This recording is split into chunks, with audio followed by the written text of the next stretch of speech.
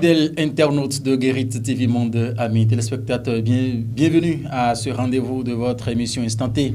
Sur Guérite TV Monde, nous allons recevoir pour vous Apollinaire Ousoulio, c'est un environnementaliste et géographe, jurisprudence de la Terre. Il est déjà avec nous sur ce plateau. Monsieur Apollinaire Ousoulio, bonjour. Bonjour. Merci d'accepter cette invitation. C'est un plaisir pour moi. Nous allons parler avec vous de ce phénomène saisonnier. Il s'agit bien sûr de l'inondation qui embête les populations chaque fois et toutes les fois. Qu'est-ce qui peut être à la base? C'est la population qui embête l'eau. Dites-nous. Parce que dans la vie, rien n'est créé au hasard. Dieu a tout planifié et ça dépend des humains, de ce qu'ils vont faire de la terre. Au commencement, il y a des réceptacles, des crevasses, des montées, des zones plates où c'était accessible à l'homme. Mais dans le temps, l'homme a occupé soit les réceptacles, qui n'est rien que la maison de l'eau, les nids, les réceptacles, là où l'eau devait partir, parce que quand il pleut, figurez-vous, vous avez ce qu'on appelle l'eau de ruissellement. On se demande où va l'eau de ruissellement. Il faut toujours savoir où va l'eau de ruissellement. Si nous, en tant qu'humains, nous occupons l'espace où l'eau de ruissellement doit échouer, ça crée un problème et l'eau revient toujours à sa place et ça crée l'inondation. L'autre phénomène, c'est qu'avec l'explosion démographique et dans la tête des humains, chacun doit avoir sa terre, sa maison. Quand vous construisez une maison, c'est qu'il y a une quantité d'eau qui ne pourra plus s'infiltrer et ça doit ruisseler, ça doit aller quelque part.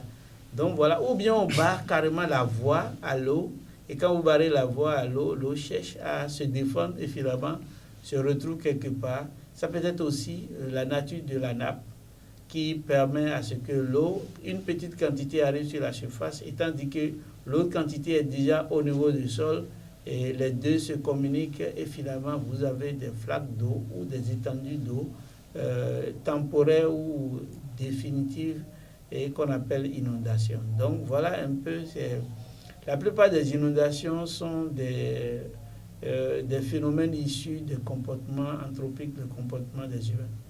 Voilà, vous avez dit à l'instant que c'est parce que l'homme occupe l'espace de l'eau que cela embête chaque fois, toutes les fois, les populations. Ces maisons qui sont déjà construites, est-ce qu'aujourd'hui nous pouvons envisager, on peut envisager que l'inondation peut cesser dans ces localités un jour? C'est un phénomène presque irréversible. Voilà. D'autant plus que dans l'espace, dans l'aménagement de nos communes et de nos agglomérations, nous devons prévoir que l'eau qui ruisselle doit trouver quelque part. Si vous avez occupé les nids de l'eau, si vous avez choisi d'aller dormir dans l'eau, votre maison sera inondée et c'est presque irréversible. Vous pouvez même monter à l'étage, au nombre d'étages. L'eau finira par avoir raison de vous. La seule chose qu'on peut faire, soit on quitte définitivement ces lieux, on retrouve ailleurs pour les lieux où il y a déjà de grandes inondations, ou bien on trouve une voie pour l'eau, pour rejoindre d'autres couloirs afin de se jeter dans les fleuves, les lagunes, les rivières ou bien dans l'océan. Tant qu'on n'aura pas trouvé la solution pour que l'eau puisse continuer librement son chemin, l'eau revient dans sa maison et l'eau s'installe. Et c'est l'homme qui doit partir parce qu'entre les deux, quelqu'un est propriétaire des lieux. Et je pense, à mon avis, en tant qu'expert en jurisprudence de la terre, c'est l'eau qui est propriétaire de là où vous êtes.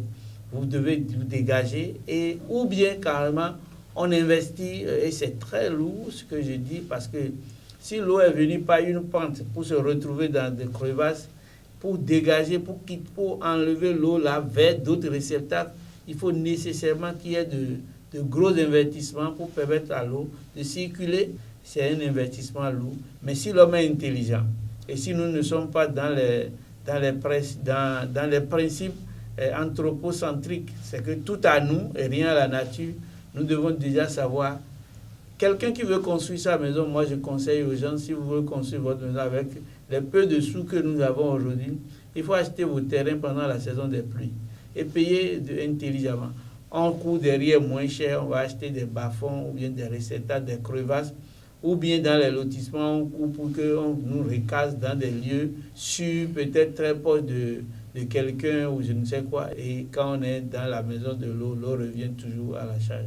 Apollinaire Ousoulio, et dans la ville de Cotonou, par exemple, où certains quartiers sont invivables en saison de pluie, qu'est-ce qui peut être fait justement de l'autre côté? Cotonou a deux problèmes. Il y a d'abord le fleuve Ouémé qui vient, la lagune de Cotonou, tout ça, là, l'eau là, ça monte de jour en jour parce que le Niger pleure, ça se déverse et ça descend au niveau du fleuve Ouémé. Et ça là, doit rencontrer la mer. Avec la fonte glaciaire, il y a le niveau de la mer qui augmente et la mer avance. Ça veut dire que l'eau de l'autre côté avance, la mer aussi avance et Cotonou est sous l'eau. Cotonou est en dessous de l'eau, en fait. Et soit nous devenons plus intelligents et on fait comme les Pays-Bas et nos parents avaient déjà cette notion, vous allez aux agrégés, les gens ont construit sur pilotis. Ça veut dire que pour régler ce problème, ils vont tous construire sur pilotis. Je ne sais pas combien de personnes pourraient construire sur pilotis dans ces zones. À force de charger, de combler tout ça avec des déchets, des maisons construites, un jour viendra, l'eau aura raison de nous. Mais il faut que les aménageurs puissent repenser l'eau pour que déjà la quantité d'eau qui arrive à ce niveau ne soit pas supérieure à ce qui devait être là. Sinon, le trop-plein rentrera dans les maisons. Mais en même temps, c'est de prendre en compte l'avancée de la mer. Parce que c'est ça que nous ne pensons. C'est qu'on pense que c'est fini. Et on a déjà fait que non. C'est aujourd'hui, la mer peut nous surprendre. D'autant plus que la fonte glaciaire, ça continue avec les changements climatiques. Et nous avons la quantité d'eau qui augmente. Nous devons être intelligents et savoir qu'est-ce qu'on veut. Est-ce que tout le monde doit vivre à Cotonou? Cette émission tend déjà vers sa fin. Et si on vous demandait de prodiguer un conseil à toute la population béninoise, en l'occurrence celles qui vivent dans ces conditions actuellement, que diriez-vous? Partout il y a le ciel, il y a le bonheur. Nous faut chercher à aller occuper là où on ne veut pas aller. Et il faut respecter la nature. L'eau, par principe, a ses réceptacles et nous ne devons pas occuper les réceptacles d'eau. Avec vos pots de sous, construisez quelque part où l'eau vous dérange moins et que vous serez plus à l'aise et ne pas lutter contre l'eau. On ne lutte pas contre la nature. La nature a toujours le dernier mot.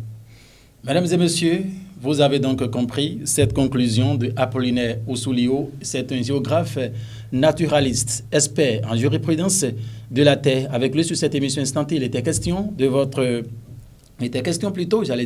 l'inondation, les changements climatiques et tout. Quelle solution faut-il donc afin que l'inondation qui embête et rend la vie difficile, la solution la plus simple proposée, c'est d'éviter d'occuper l'espace que l'eau doit occuper. Merci de nous avoir suivis, mesdames et messieurs.